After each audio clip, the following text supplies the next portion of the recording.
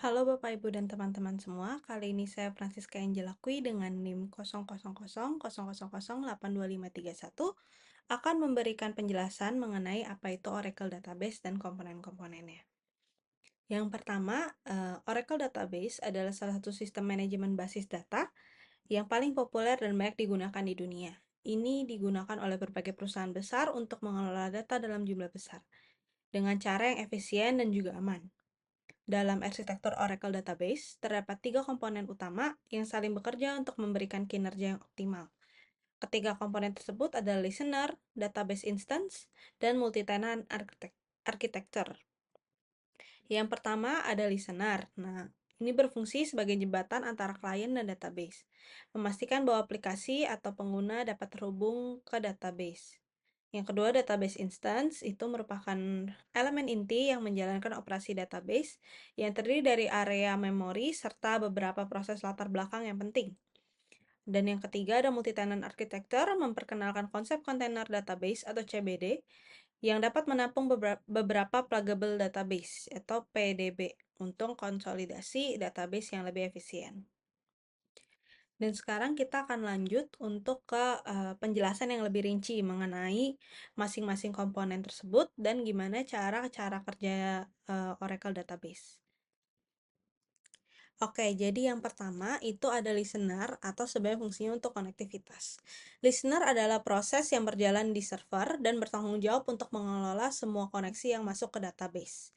Bayangin aja misalnya kalau misalnya ada seorang pengguna atau aplikasi mencoba untuk mengakses suatu database. Mereka akan mengirim permintaan ke listener dulu, terus nanti listener akan bertindak sebagai pengatur lalu lintasnya untuk menerima permintaan ini dan mengarahkan konektivitas ke instance database yang aktif. Tanpa listener ini, klien tidak bisa berkomunikasi dengan database yang ada.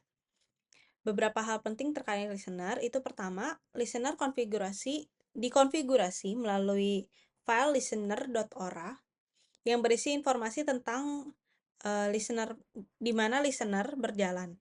Nah, di situ biasanya ada alamat IP-nya, terus ada portnya juga. Terus yang kedua, listener dapat diatur mengenai utilitas LSN RCTL yang memungkinkan administrator untuk memulai, menghentikan, atau mengatur listener. Kode ini bisa ditaruh di terminalnya Oracle Database. Terus, listener juga mendukung Dynamic Service Registration yang memungkinkan database secara otomasi mendaftarkan dirinya ke listener tanpa perlu intervensi manual. Listener adalah salah satu proses yang cukup penting yang bisa memastikan konektivitas yang lancar antar pengguna dan database itu sendiri. Dan lalu yang kedua itu ada database instance. Nah, database instance ini adalah elemen inti yang menjalankan sebuah database. Instance sendiri terdiri dari komponen utama, ada dua, yaitu SGA, System Global Area, dan PGA, Program Global Area, serta proses-proses latar belakang yang mendukung untuk operasional database tersebut.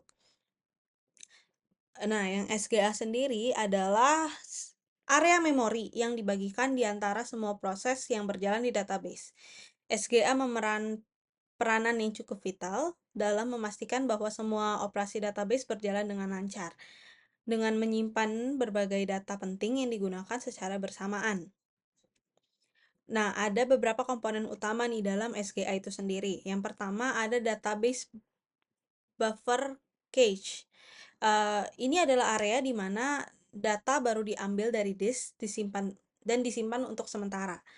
Jika klien melakukan permintaan terhadap data yang sudah ada di cache, maka Oracle tidak perlu membaca isi disknya lagi, sehingga bisa meningkatkan kinerja dari database-nya. Yang kedua ada shared pool. Komponen ini menyimpan statement dari SQL dan PL/SQL yang setelah dieksekusi sebelumnya, sehingga mereka bisa digunakan kembali tanpa harus dikomplikasi ulang. Ini mempercepat proses query yang sering dilakukan. Yang ketiga ada redo log buffer. Ini adalah area memori yang menyimpan semua perubahan data yang dibuat oleh transaksi sebelum perubahan tersebut ditulis ke disk. Ini sangat penting, untuk ngejagain, data itu sendiri ya. Terus yang keempat itu ada large pool, memori tambahan untuk digunakan untuk, operasi yang cukup besar seperti, backup, restore, atau job yang membutuhkan alokasi memori yang besar. Nah, yang kedua tadi ada PGA, Program Global Area. Berbeda dengan SGA, PGA adalah area memori yang private yang dialokasikan untuk setiap proses yang berjalan dalam database. PGA digunakan untuk menyimpan informasi spesifik terkait sesi atau transaksi yang sedang berjalan. Beberapa informasinya itu biasanya kayak pertama ada sort area, itu area informasi yang digunakan untuk operasi penyortiran data dalam query. Yang kedua ada session information. Itu adalah data yang spesifik untuk sesi klien yang sedang terhubung. Nah, dengan adanya kedua komponen ini, SGA dan PGA, Oracle Database mampu menangani berbagai operasi kompleks secara efisien, dari transaksi yang melibatkan ribuan pengguna hingga analisis data yang besar. Nah, dan yang terakhir itu tadi komponennya ada multi-tenant architecture. Jadi mulai dari Oracle Database versi 12C, mulai diperkenalkan si multi-tenant architecture ini, yang merupakan salah satu inovasi yang cukup besar di dunia database itu sendiri. Pada arsitektur ini kita diperkenalkan dengan konsep CBD (Container Database) dan PDB (Pluggable Database). Nah, dan yang pertama itu ada Container Database. Nah, CDB ini adalah database utama yang bertindak sebagai kontainer atau wadah gitu bagi beberapa PDB (Pluggable Database). Nah, CDB ini berisi semua komponen infrastruktur yang dibutuhkan untuk menjalankan sebuah database seperti data dictionary dan control file. Dengan CDB ini, administrator database dapat mengelola banyak PDB di satu kontainer, sehingga mengurangi overhead administrasi dan meningkatkan efisiensi penggunaan sumber daya. Dan yang kedua itu ada PDB atau Pluggable Database. PDB adalah database yang berfungsi secara independen di sebuah CDB. Setiap PDB memiliki data dan skemanya tersendiri, tapi berbagai sumber dayanya masih dari CDB, dari kontainernya.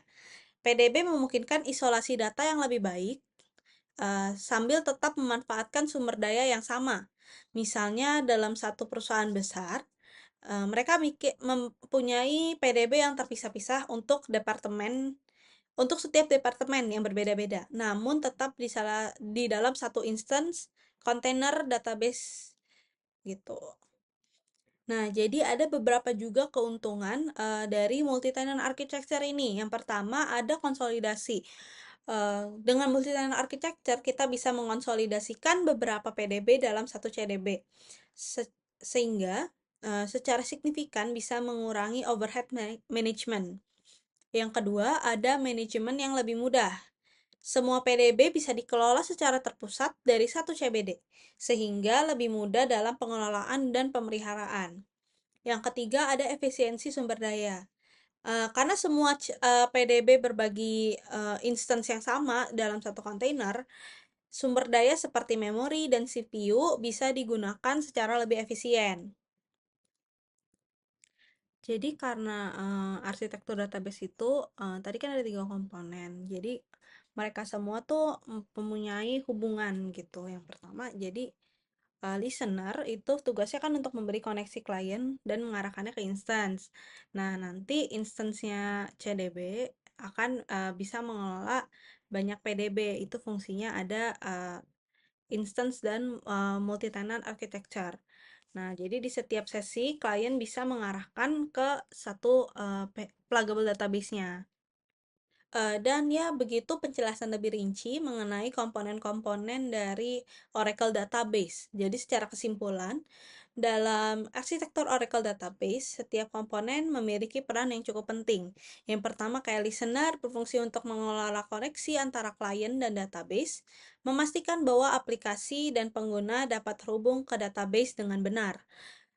Untuk database instance mengelola memori dan proses yang dibutuhkan untuk menjalankan database, termasuk SGA dan PGA. Dan multi-tenant architecture memungkinkan konsolidasi beberapa database dalam satu kontainer, sehingga memberikan efisiensi yang lebih tinggi dalam manajemen dan penggunaan sumber daya. Dengan pemahaman yang baik mengenai Oracle Database, kita bisa lebih efektif dan mengelola dan mengoptimalkan pengelolaan penggunaan Oracle Database, terutama dalam skala yang besar dan lingkungan yang cukup kompleks. Dan sekian video penjelasan mengenai Oracle Database. Terima kasih sudah menyimak video ini, dan akhir kata, apabila ada salah pengucapan dan kata-kata yang kurang berkenan dalam video, mohon dimaafkan. Terima kasih.